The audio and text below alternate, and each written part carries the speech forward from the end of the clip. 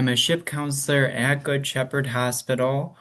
And even though I work for the hospital and the corporation of Advocate Aurora Health, um, just under the certification of being a ship counselor, which we'll talk about later, I'm not here to promote any particular brand or um, advocate for any specific type of insurance or hospital network or anything like that. That's part of the certification you get as a ship counselor. So, um, I'm hoping today, if you walk away with nothing else, it's just a better understanding of the program as a government federal program and what we can do for you, how we can help, and that we are available. Um, so we'll go ahead right into it. So for today, we're just going to talk about what the SHIP program is, how it started, where it's progressed to at this point, and then we'll talk about what a SHIP counselor is. Just a brief review of Medicare. I know you know what Medicare is. We're just going to kind of touch on some things, and then what can a SHIP counselor do for you? Okay. So the SHIP mission is to empower, educate, and assist Medicare eligible individuals, their families, and caregivers through objective outreach. Again, objective is the key word. Counseling and training to make informed health insurance decisions that optimize access to care and benefits. You'll hear Senior Health Insurance Program as the acronym SHIP Senior Health Insurance Program, or that's interchangeable with State Health Insurance Assistance Program. They refer to the same thing. Okay, so our history. So the Illinois SHIP program began development in 1988, um, and or by the Illinois Department of Insurance in response to the needs of Illinois seniors, just regarding health insurance, regarding what Medicare looked like. Back then, we didn't even have Advantage plans, but still, there was some confusion on understanding uh, what Medicare was, how to go about it, how to apply, what coverage individuals got, how they dealt with just different health situations. SHIP was created under Section 4360 of the Omnibus Budget Reconciliation Act, so that was OBRA of 1990. So this law authorized the Centers of Medicare and Medicaid Services, that's CMS. I may say CMS, and that's what I'm referring to. So if I use that acronym, that's what I'm talking about, to make grants to states to establish and maintain health insurance advisory services for Medicare beneficiaries, just for Medicare beneficiaries. The program was transferred to CMS from CMS to the Administration of Community Living, ACL, in 2014. And then nationally, under ACL, there are 54 SHIP guarantees. So all states, Puerto Rico, Guam, District of Columbia, and the U.S. Virgin Islands. Maybe I can ask to be transferred to the U.S. Virgin Islands. Nationally, 2/3 of SHIP programs are housed under the State Departments of Aging and the others under State Departments of Insurance. Just a little idea of how that all progressed. Roughly 4.3 million Medicare beneficiaries, family members, and caregivers received SHIP services in 2022. That was the last time we had that data available. So, as of then, and it's only increased since then. Of these, more than one-third receive direct one-on-one counseling, most in person or over the phone. I do most of my work with individuals, with beneficiaries, with patients in person, typically one-on-one, or with couples or with families. Um, so most of my interactions are in person.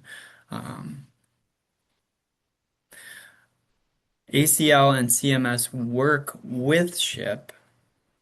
So ACL provides federal funding, oversight, and administrator grants to each state SHIP program, as well as other programs for older adults, people with disabilities, and families and caregivers. So CMS administers and manages the care services for Medicare, Medicaid, and the health insurance exchanges. So that's the distinguishing factor on how they interact with our program. Federal funding for the State Health Insurance Assistance Program goes to the U.S. Department of Health and Human Services, so HHS, another acronym. Sorry, we've got so many. The funds are then allocated to 54 state and territorial programs via population-based grants. Money pays for program operations, technology, data management, and the physical infrastructure required to operate the counseling services. So uh, it's not just, money flying out the door. We have different programs that SHIP counselors have to attend regularly. We have to be in the know of what's going on. We have to complete paperwork for the state uh, just on what we're doing and keep everyone up to date with how many meetings we're having regularly, just so that the federal government can understand, oh, this program is still necessary, it's still something that's ongoing and needed. And they do that by seeing the numbers. Numbers don't lie. So, and we do that all through different sites, different forms on different websites. So that's all maintained with the funding. Funds are also used to train, test, and certify both paid, uh, both paid staff and volunteers who provide in-depth help with Medicare, Medicaid, and supplemental insurance. Most of Many of the ship counselors you may deal with are volunteers. What's nice about that is people who volunteer are typically retired and they kind of have an understanding of how people are feeling in certain situations, whether that's just signing on for Medicare or dealing with an appeal to Medicare or figuring out uh, different plans they can go with or what they need to do if they're moving states or all these different situations. Everything is circumstantial with how we deal with all the beneficiaries or patients that we deal with. I'm paid by Advocate Aurora, so I'm paid by Good Shepherd Hospital, but again, under my certification, um, I'm not allowed to promote anyone. That's a weird place to be in between, but it's worked, and I'm just here to help people. That's what I'm here to do, first and foremost. So you can see how the funding's it's pretty much stayed solid for the last couple years. We've maintained, that amount of funding and been able to work with that for a good long time. The trouble is, Medicare's become more and more complex. You have more and more people in different situations.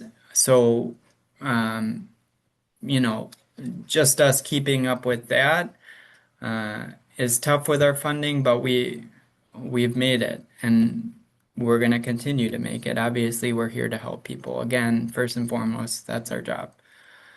Um, so funding is distributed to states and territories using specific statutory formulas. So that's all figured out by, people who do statistics and who are much, much smarter than me. A fixed base amount for each state, about 75,000 for states and 25,000 for smaller territories is distributed. States often supplement these with federal grants, these federal grants with their own state-specific funding or just donations. So this is going to sound real tiny, but federal funding for the SHIP program equates to roughly $1 per Medicare beneficiary annually. Now that's changing because our funding's staying the same, but situations are changing. But two, we are getting more SHIP volunteers, we're getting more awareness for the program, and we're getting out into more um, places so that people are finding us available. So um, that's kind of how that's gone so far. Um, Now, the breakdown of who we are in the program isn't too complicated. Most of who you're dealing with are counselors. So it starts the head of the totem pole there is the Illinois Department of Aging, which provides the initial training, continuing education, and support for the SHIP counselors. So the initial training is it's a couple classes that you have to go through, and then they have to pay their trainers. Those trainers all work through the Illinois Department on Aging. The SHIP sponsoring organization or SHIP sites aren't really they're not really a piece in the totem pole, but they're just important. They're more adjacent to the totem pole. So Advocate Good Shepherd Hospital would be one example. Um, Door County has their own SHIP counselor, so that's a SHIP sponsored site or organization. They provide coordinators with office space and office supplies. The SHIP coordinator is responsible for the administrative aspects of the SHIP program, which includes publicizing SHIP services, recruiting volunteers, scheduling counseling sessions, and just responding to counselors. So they're kind of the middleman between the Illinois Department on Aging and the counselors as individuals. Coordinators are usually the head of their particular site. So if you were to become a SHIP volunteer, you'd have to go under a coordinator.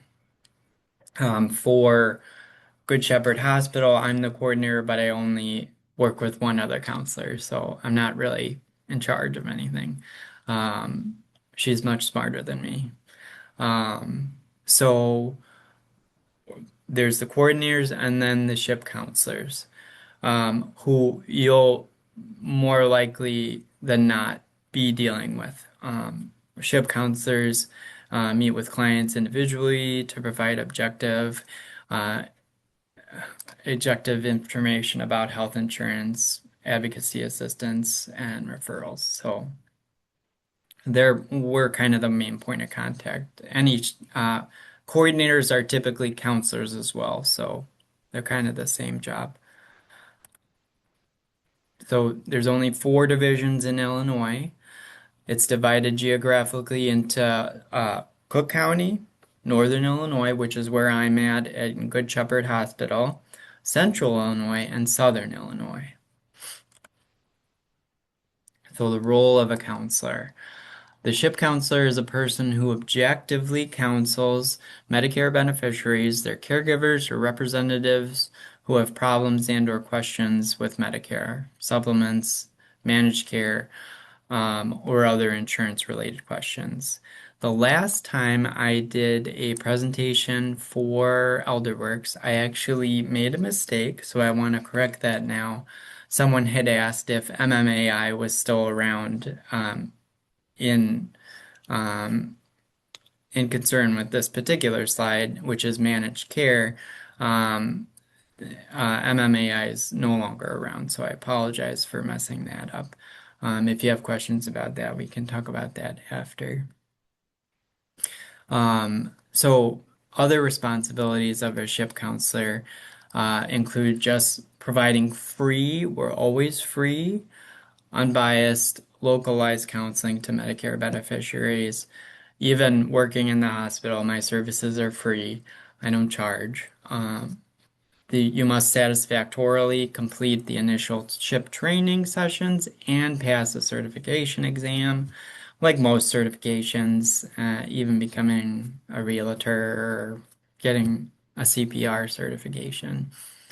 You must counsel clients through the ship sponsoring agency, conduct individual health insurance counseling sessions, affording complete confidentiality to the client. It's not like it's in that regard, it's like seeing a doctor. It's like the HIPAA laws. You don't just talk about everybody else with whomever. So your secrets are all safe with us. Um, we also assist with Medicare. Uh, that was supposed to be Medicare and Medicaid appeals claim filing. So I'm sorry for messing that up. But we also serve as advocate for SHIP clients. Additionally, we provide counseling without conflict of interest. We cannot be affiliated with any insurance industry or insurance claim filing businesses to the extent that serving as a ship volunteer could be used for personal and financial gain. So again, the objectivity of this role cannot be overstated.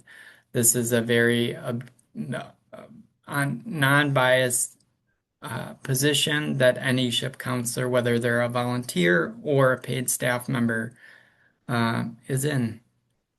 We cannot recommend a specific insurance company, agency, or policy.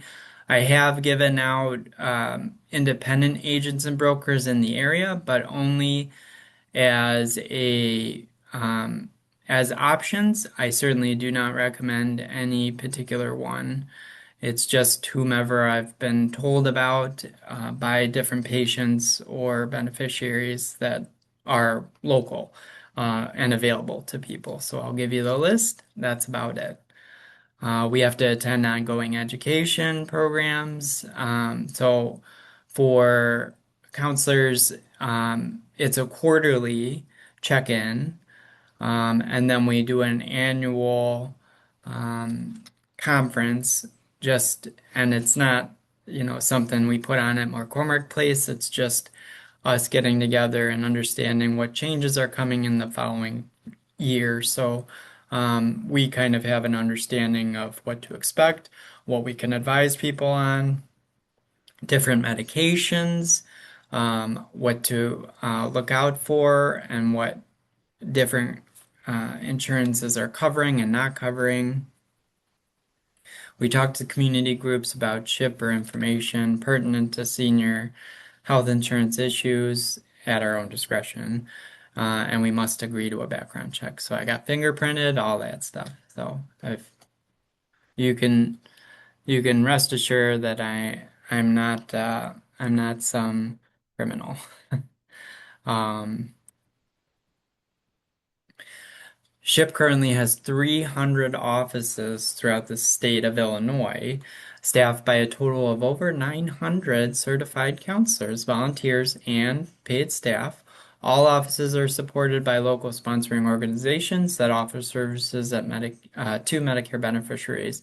SHIP also provides a toll-free line, which I'll have information on towards the end. Um, And SHIP activities align with the Illinois Department on Aging's mission to help older individuals maintain their health and independence while remaining in their homes and communities. We don't just help the older adults, we also help the caregivers. There are many resources available to assist you in your caregiving role. I've dealt a lot with people who are helping mom and dad at different ages. I've had a lot of people who are helping a child who is disabled and who has been on disability for 24 months, 2 years, and therefore qualified for Medicare. So I've helped with that. Just getting into different programs to make sure that everybody is taken care of and their health care is well managed. EARP has compiled family caregiving guides available through Illinois Department of Aging and SHIP counselors to serve as a practical tool to help you get organized, determine needs and resources, create your caregiving plan, and find support. I think if any role in the family, in a family unit, has been underappreciated, it's caregivers. I think the unsung hero of the families with not just people who are sick, but people who are older, just in situations where they need to become a caregiver. It's um, something we don't have enough resources on, but certainly that SHIP has more resources than I think most other programs. So, this is a helpful little directory if you go online at all.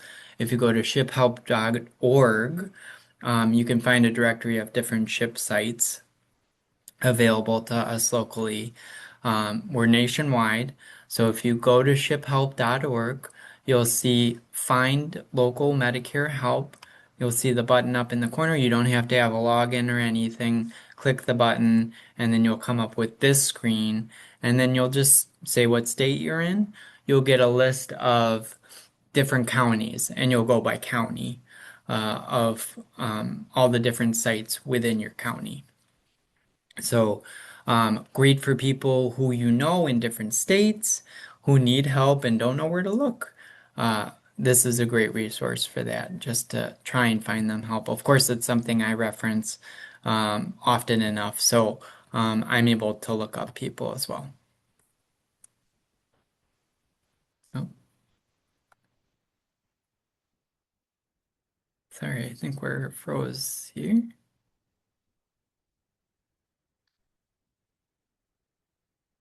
Okay. Sorry about that. I'm not sure why I froze. So this is the SHIP contact line for Illinois. So you can email or call toll free. So aging.ship@illinois.gov. You can just send them an email or you could call the 1-800 number. You could send them mail as well, but they're out of Springfield.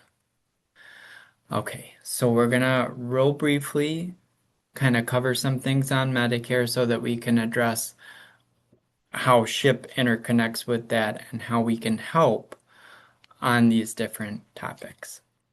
Um, so, Medicare is a federal government program that offers health insurance to those 65 and older or under 65 disabled and on Social Security for 24 months, 2 years. Any age with end-stage renal disease or ALS, U.S. citizens or permanent legal residents to the United States for a minimum of 5 years in a row, including 5 years just before applying to Medicare. Medicare is managed by the Centers of Medicare and Medicaid Services and began in 1965, meaning Medicare is not 65 years old and therefore cannot apply to itself. So, over 94% of people age 65 and older in the US are enrolled in Medicare. The remaining percentage are individuals who are they're still working and maybe have their employee group health coverage or have a spouse who has the employee group health coverage that they're covered under, and they've chosen to delay enrollment while remaining covered through their employer-sponsored health plans or those receiving equivalent benefits through other federal systems like VA. All right. So, since 1985, a growing share of those ages 65 and older have continued to work full-time or part-time because of personal preference or economic necessity. In 2024, 19.5% of people aged 65 and older continued to work according to the Bureau of Labor Statistics. And as of 2026, that number has jumped to 22%. Um, it's not necessarily always a bad thing. Sometimes people just don't want to retire and they're happy where they work or they're happy doing what they do, or and of course, sometimes it is a situation where they're having to continue to work because of whatever life situation they're in. Um, so circumstantial again, but some interesting statistics on those 65 and older continuing to work. So, Medicare beneficiaries in the US, more than 68 million Americans are currently enrolled in Medicare. So 90% of that, of course, is 65 and older. Um, but the remaining 10% is younger individuals who have the qualifying disabilities. 10% is pretty small in comparison to the full 90% there. There's no one size fits all for Medicare. I say that to anyone new to Medicare when I do presentations at libraries and park districts on Medicare. I always say that. I say if they walk away with anything else, they should understand that there's no one size fits all for Medicare. Just kind of a review on how things look now and how everything is structured with our alphabet soup of Medicare, A, B, C, D. So Social Security Administration processes your application for Part A and B. So that's where we always start is A and B. Once processed, you select a coverage plan. So you can either go down the right column or the left column. So the first column, the left column, original Medicare, that is how things worked for a long time. It wasn't until the 2000s that the Advantage plans came into play and kind of changed the game. So we always started with A and B and then had a supplement. So that's how original Medicare still looks. You have your A and your B. You also add a Part D for drugs, D for drugs, and then you add your supplement. A and B are the portion of the puzzle that are administered by the federal government. So that's the portion where we get this little card, the red and blue card. The rest, whether it's D or your supplement, are supplied by a private insurer. So Blue Cross, Aetna, Humana, United Healthcare. Those are the sources we get our other pieces of the puzzle from. Anything outside of A and B is distributed by a private insurer, whether you go original or Advantage. The alternative to original is Advantage, of course, which is the bundled plan, where everything's all put together. You have your Part D drug coverage, usually vision and dental included. the disadvantage to having an advantage plan is, of course, the fact that it works a lot like how we have things with employee group health coverage, where you have your PPOs and your HMOs, and you may get denied a claim here and there. They may not cover certain things or fully cover certain things. So, despite the fact that we're paying less on a monthly basis in premiums, we still may owe more later in terms of whatever health situation we find ourselves in. A major diagnosis, a major accident. In those situations, we may owe more out of pocket, even for things like going to the doctor on a regular basis. The disadvantage to original Medicare, you are paying a lot more upfront. So you're paying for all the what ifs. This is kind of the difference we explain to people as they're first signing on, because you're hearing all these different things from, your neighbor Jan or your coworker Dan. Um, you're hearing all these things and you have no clarity on where to go.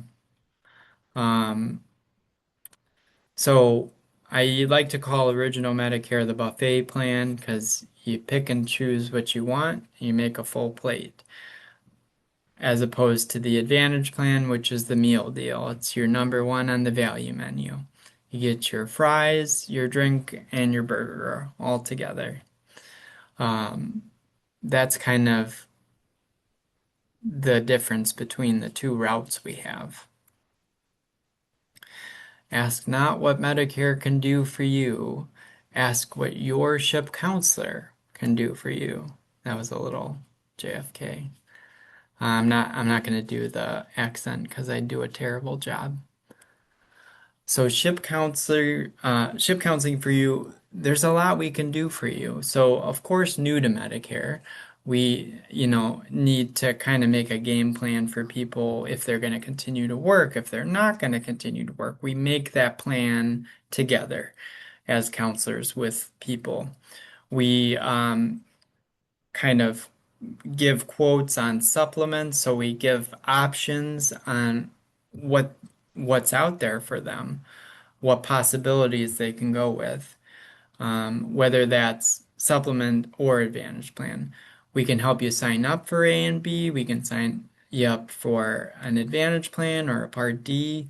Supplements, they have you go through either an agent, uh, independent broker, or agent, or the company itself to sign up for that. We also help with annual enrollment assistance. So that's a yearly thing that we help people on. I'll kind of talk about that a little bit more in just a minute. We help with Medicare claims and appeals. We help you understand your beneficiary rights and guarantees, physician and hospital bills, including supplement insurance claims, and then assistance and referrals to available senior programs and discounts. Um, so, annual enrollment that I had just kind of mentioned. It happens every year from October 15th to December 7th. During that window of time, you can review or change either your Part D or your Advantage plan. You can meet with a ship counselor with help for help on that. So we have that window of time every year to change you out of the plan you're in currently. Typically, what happens is your insurance plan will send you what they call an annual notice of change around September. If you're seeing anything you don't like, that's the time you can decide, okay, I'm going to change from Humana Part D drug coverage to WellCare. So you can make an appointment with a ship counselor, um, usually as early as possible. So certainly for me, I have people making appointments a year in advance. just to meet and review what they're looking at and just to see if I've been notified of any changes with specific medications. Of course, this year the hot button issues are the Wegovy and kind of the A1C drugs, right? Um, so we talk a lot about that with Part D coverage and Advantage plan coverage. For your Medigap or supplement and Medigap are interchangeable words. You can apply to change your supplement at any time of the year. Unlike Medicare Advantage or Part D, there is not a set annual enrollment period. However, the trouble with those plans is they may do medical underwriting.